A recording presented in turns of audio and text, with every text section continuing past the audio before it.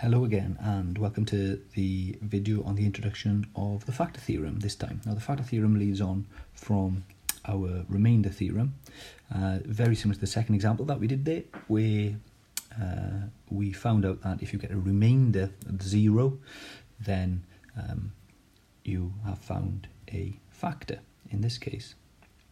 Now the factor theorem tells us that if f of a equals 0, meaning if you substitute a value a into your polynomial f of x and you get the result of 0, then x minus a, so x minus the number that you substituted in, is a factor of f of x. Now this comes in really handy for certain examples, if I need to factorise things that are maybe to higher powers than a quadratic. So factorising a quadratic is fairly straightforward. However, now I've got a cubic. If I want to try and factorise a cubic, I'm going to have to use this factor theorem. There's no clever way of doing this. You literally just have to try numbers. Now a tip would be to try x is 1, maybe minus 1, 2, minus 2, 3, minus 3. Substitute those values in for your x. By the time you've used 1, 2, 3, minus 1, minus 2, minus 3, you should have found a resultant of 0. You should have found some factor by that point, is how the questions are designed. So if you get to that point and you haven't found a factor, I would probably suggest trying them again. So again, all I have to do is try something, like in this case, if I try x is 1, then I would just try substitute 1 into my f of x, giving me 1 cubed plus 8 times 1 squared plus 20 times 1 plus 16. Now that gives me 45. So the remainder, if I divided that polynomial by x minus 1, would be 45. So x minus 1 is not a factor.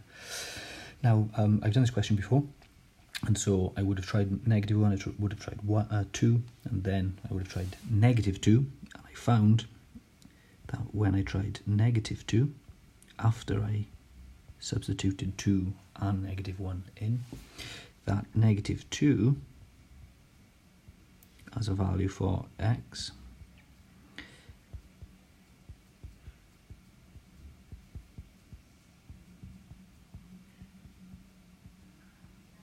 does give me an outcome of 0. So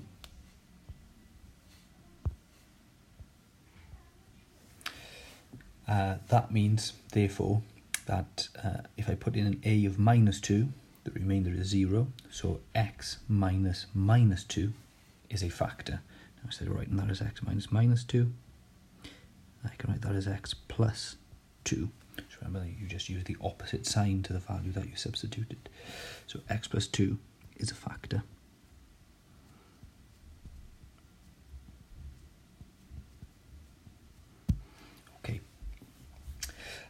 Now then, and this is probably the only time really we'll have to use our algebraic long division, is in order to find x plus 2 multiplied by what gives me my f of x there, to try and factorise it completely.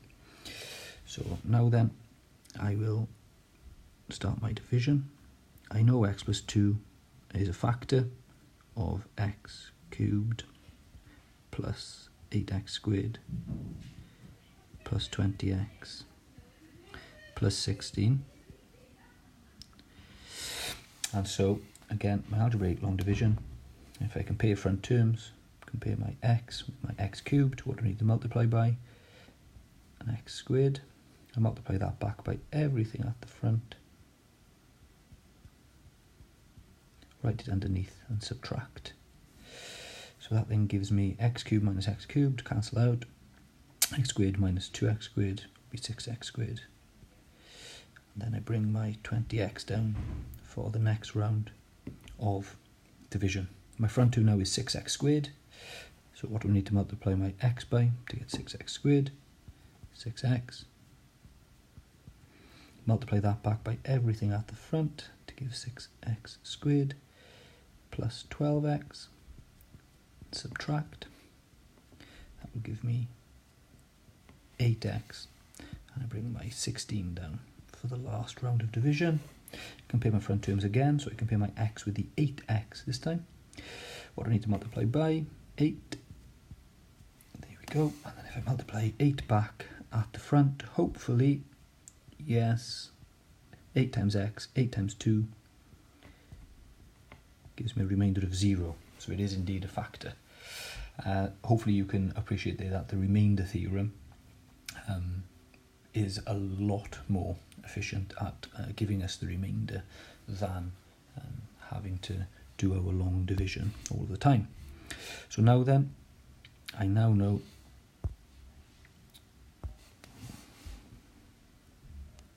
that my f of x, which is x cubed plus 8x squared plus 20x plus 16 can be written as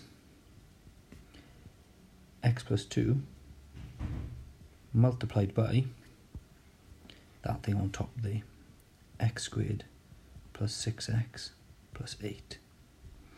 Now this isn't completely factorised yet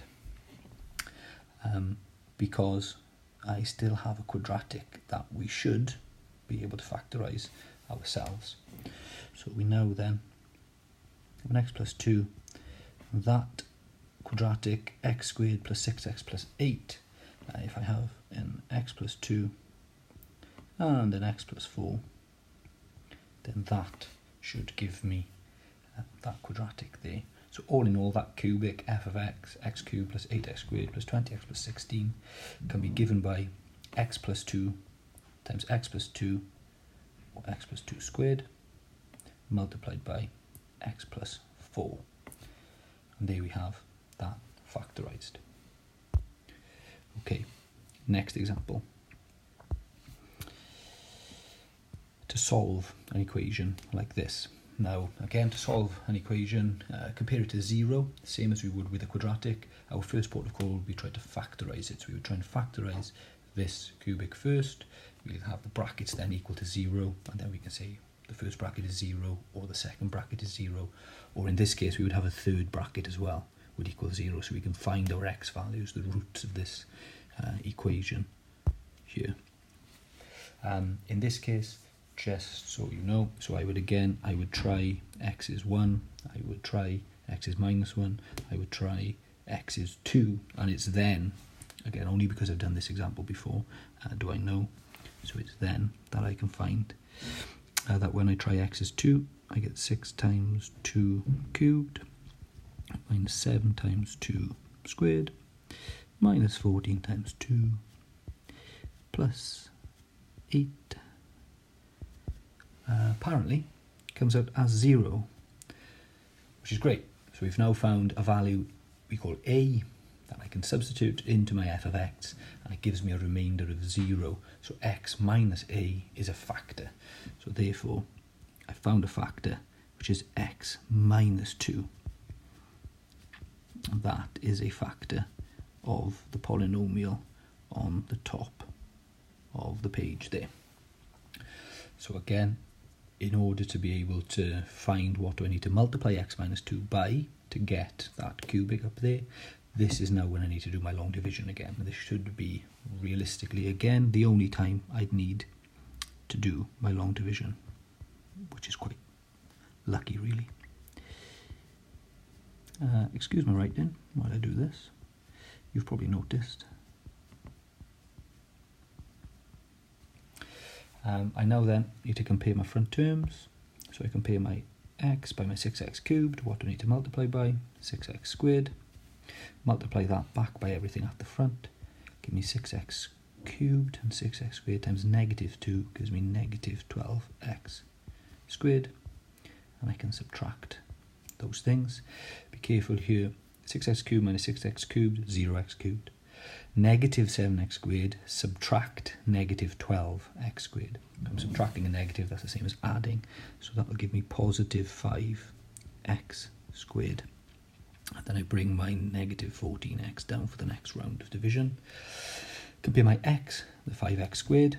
That should give me, I need to multiply x by 5x. And I multiply that 5x back at the front. I get 5x squared minus 10x. Go. and I'd subtract those. Again, careful, I'm subtracting a negative 10 there. So minus 14x, take away negative 10, that will be a negative 4x. I bring my 8 down for the last round of division. So my x now, then what do I need to multiply to get minus 4x? I need to multiply that by minus 4. Multiply that minus 4 back by the x minus 2 at the front, gives me minus 4x plus 8. Then a remainder of 0. Thank you. Quite nice. So this method here did work. It did give us the correct remainder, so everything is all okay.